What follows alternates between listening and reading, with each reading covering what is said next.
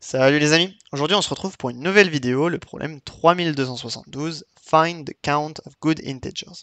Alors il s'agit du problème numéro 3 du Biweekly Contest 138 et c'est un problème qui est difficile. Alors le but de cet exercice c'est de compter le nombre de good integers contenant n chiffres. Alors pour résoudre ce problème on a besoin de deux notions. La première c'est les cas palindromes. Alors un cas palindrome, c'est un palindrome qui vérifie deux conditions. La première étant que ce nombre doit être un palindrome, et la deuxième condition, c'est que ce nombre doit être divisible par k. Et donc, à partir de ça, on peut définir la notion de good integer. Un good integer, et donc ça n'est rien d'autre qu'un entier auquel on peut réarranger ces chiffres de telle sorte à avoir un k palindrome. La première intuition à avoir, ce serait de bien, itérer à travers tous les nombres de n chiffres et de vérifier si jamais il s'agit d'un good integer ou non. Alors pour ça, c'est facile, on va pouvoir calculer, générer l'ensemble des cas palindromes et vérifier s'ils ont le même nombre de chiffres, etc. Le problème, c'est que cette solution, elle ne marche pas. Pourquoi? Parce qu'on a une contrainte de n inférieure ou égale à 10.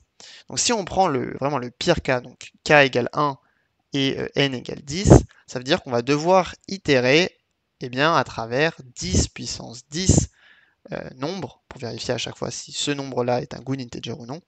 Et ça, bien, on peut malheureusement pas se le permettre. Si vous êtes assez fréquent, nous on aimerait bien avoir une solution qui soit en 10 puissance 5, 10 puissance 6 dans le pire des cas.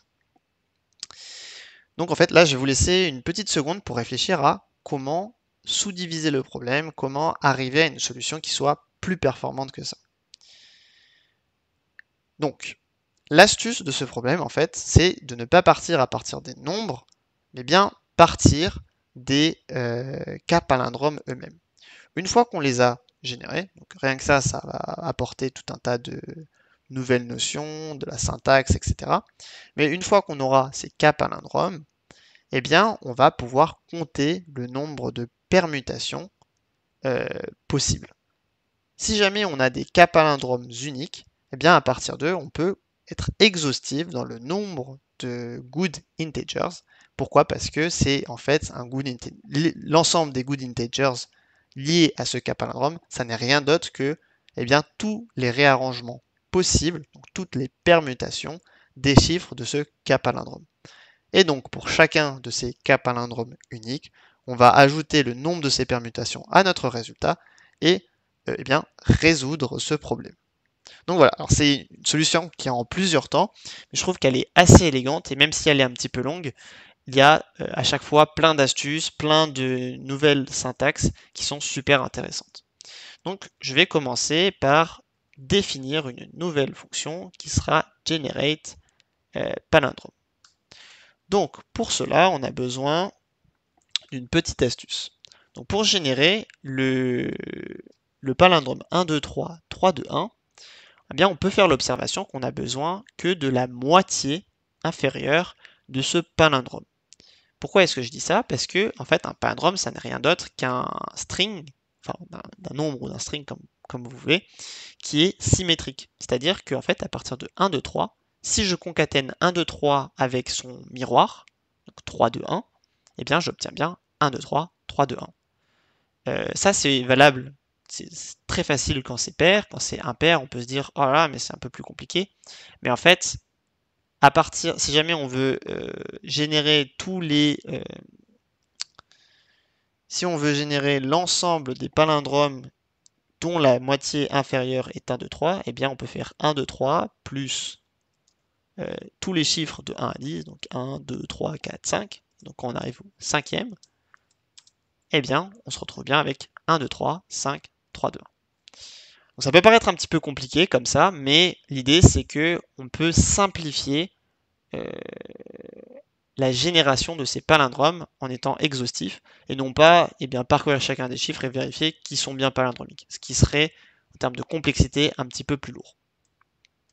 Donc, pour cela, j'ai besoin de la upper bound et de la lower bound qui ne sont rien d'autre que n-2 divisé par 2 et 10 puissance n-2 divisé par 2 plus 1. Et donc, for i in range, donc de lower jusqu'à upper, avec un pas de 1, je vais considérer mon half qui est str de i. Donc là, ça va définir de la parité de n. Donc si mon n est pair, eh bien, mon palindrome, ça ne va être rien d'autre que half plus half renversé, mon fameux miroir. Et donc, dans ma liste de palindromes, je vais pouvoir ajouter l'integer de ce palindrome. Donc ici, on va considérer un 7. Histoire de ne pas avoir de duplicat, mais normalement, on ne devrait pas en avoir. Et donc, si jamais c'est un pair, on va devoir itérer à travers range de 10. Donc, c'est-à-dire qu'on va aller de 0 jusqu'à 9. Et mon middle, quand même envie de pouvoir utiliser deux opérations de concaténation, donc je vais le transformer en string. Et mon palindrome, ça va être half plus middle plus half renversé. Et donc, à mon set, je vais pouvoir ajouter, encore une fois, mon int de palindrome. Une fois que mon set est rempli, je peux le renvoyer. Donc, la première chose à faire dans notre count good integers, ça va être de générer l'ensemble des palindromes de taille n. Je vais juste print palindrome, histoire de ne pas avoir de faute de syntaxe. Donc, self.generate, et je pense qu'ici on a des floats, donc histoire de ne pas avoir d'erreur, je vais également transformer mon lower et mon upper en integers. Donc, comme vous pouvez le voir, pour n égale 3, ici on a bien l'ensemble des palindromes. Donc 5, 1, 5, on a bien le même chiffre au début et à la fin, et ce pour chacun des palindromes contenus dans notre liste de palindromes. Mais moi, j'ai pas envie d'avoir des palindromes, j'ai envie d'avoir des palindromes filtered. Donc, on va redéfinir un set. Mais alors là, il y a une petite subtilité. Je vous ai dit que nous, on voulait partir des k-palindromes uniques.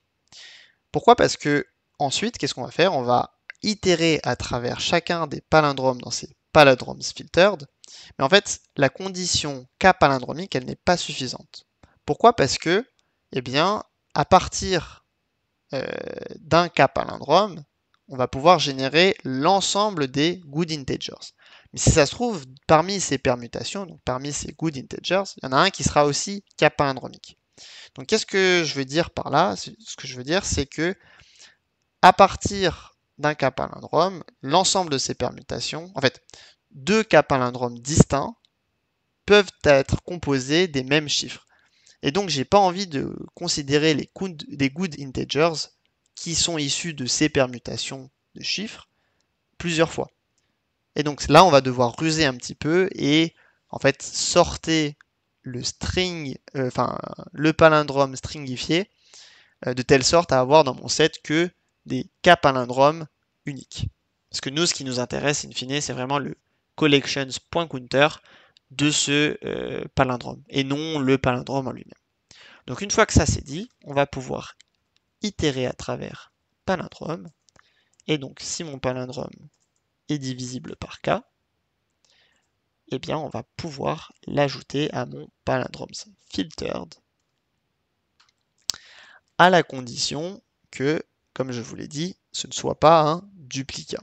Et donc, pour cela, on va utiliser la formule .join de sorted. C'est là où en fait, on élimine en quelque sorte des k-palindromes distincts mais qui sont constitués des mêmes chiffres. Et donc str de palindrome et on va faire un reverse égale true. Est-ce que j'ai pas oublié quelque chose? Alors, .join sorted str de palindrome virgule reverse. Il semblait qu'il y avait 4 parenthèses. Parce que je veux le int. Ok, on est bon. Donc une fois qu'on a ça, eh bien, on va pouvoir passer à la résolution. Donc, for palindrome in palindromes filtered, qu'est-ce qu'on va avoir? Eh bien, on va avoir un counter qui ne va être rien d'autre que le collections.counter de palindrome. Et for digits in 1, 2, 3, 4, 5, 6, 7, 8, 9, parce qu'on n'a pas envie de commencer par un 0, d'après cette note, eh bien, if digit in counter, counter de digits, on va le décrémenter, bien sûr à la fin, on va l'incrémenter.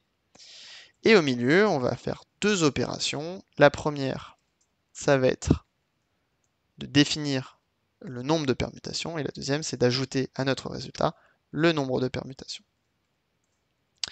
Et en combinatoire, le nombre de permutations, ça n'est rien d'autre que math.factorial du nombre de chiffres, donc en l'occurrence ici, ça va être n-1 parce qu'on a déjà fixé le premier chiffre, divisé par le produit des mass.factorial de v for v in counter.values. Donc comment est-ce qu'on calcule ça? Pourquoi? C'est parce que 1, 1, 1, 1, 1, 1, d'accord, on a 5 factoriels permutations, mais chacune de ces permutations, c'est 1, 1, 1, 1, 1, 1.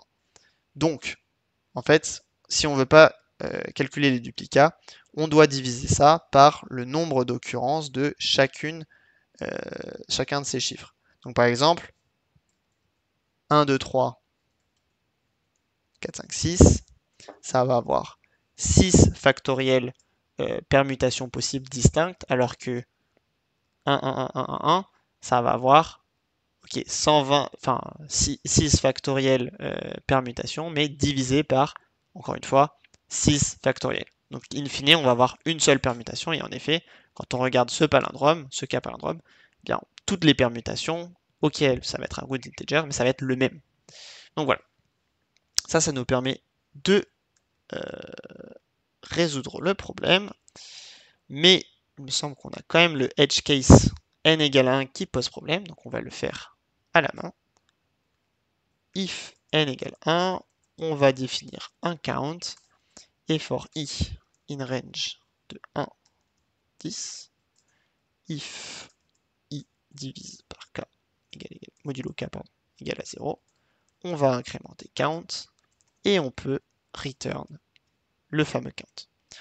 Quand je run, on vérifie que ça compile, on a toujours des petites erreurs de syntaxe, donc en l'occurrence ici ils me disent que c'est un int, c'est pas itérable, et en effet moi je veux counter chacun des caractères de palindrome, et pour ça j'ai besoin d'un string, c'est pour ça que j'ai rajouté str devant.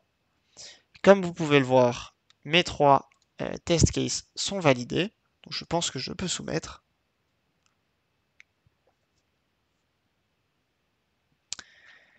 Et en effet, mon algorithme bat 100% des solutions. Donc là, on est content, et voilà. Alors je pense que c'est un problème qui est vraiment difficile, mais qui, en fait, pour résoudre ce problème, on a besoin d'agréger tout un tas de notions. Par exemple, comment générer des palindromes intelligemment, comment prendre le problème. Ici, il fallait prendre le problème à l'envers. Tout ça, c'est des notions qui sont super importantes, et donc je trouve qu'il y a une véritable valeur pédagogique à ce problème. Donc si la vidéo vous a plu, n'hésitez pas à vous abonner et lâcher un petit like, ça me fera très plaisir. Salut!